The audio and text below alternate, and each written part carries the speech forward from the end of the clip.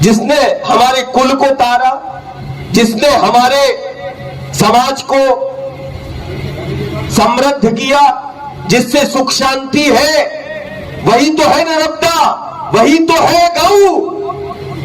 सुख शांति गौ से है, नर्मदा से है, संपन्नता प्रसन्नता प्रत्यक्ष उन शक्तियों से है। आज दोनों की दुर्दशा बनी है, नर्मदा की भी और गौ की भी। भक्ति चल रही है, यज्ञ चल रहे हैं, हमें अपने चरित्र को देखना पड़ेगा। राम का चरित्र तो शाश्वत है, हरि का चरित्र पे प्रश्न नहीं करना, गुरु के चरित्र पर। गुरु और गोविंद का चरित्र शाश्वत है, सनातन है, व्यापक है। बात राम के और हरि के चरित्र की नहीं, बात समाज के चरित्र की है।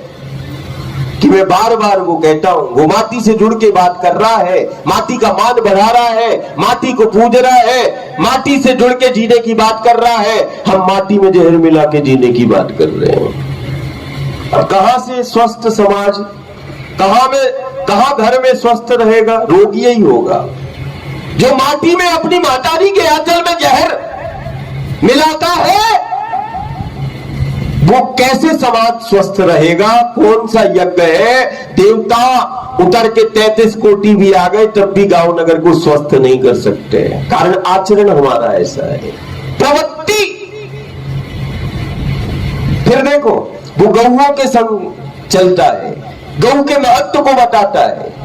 और ध्यान रखना, बिना नर्मदा के, बिना गौ के कोई यज्ञ संपन्न नहीं हो सकता है, कोई अनुष्ठान नहीं हो सकता है। ना कर्म है, ना धर्म है, ना कोई कर्म है, ना कोई धर्म है, ना तेरा अस्तित्व है बिना नर्मदा के।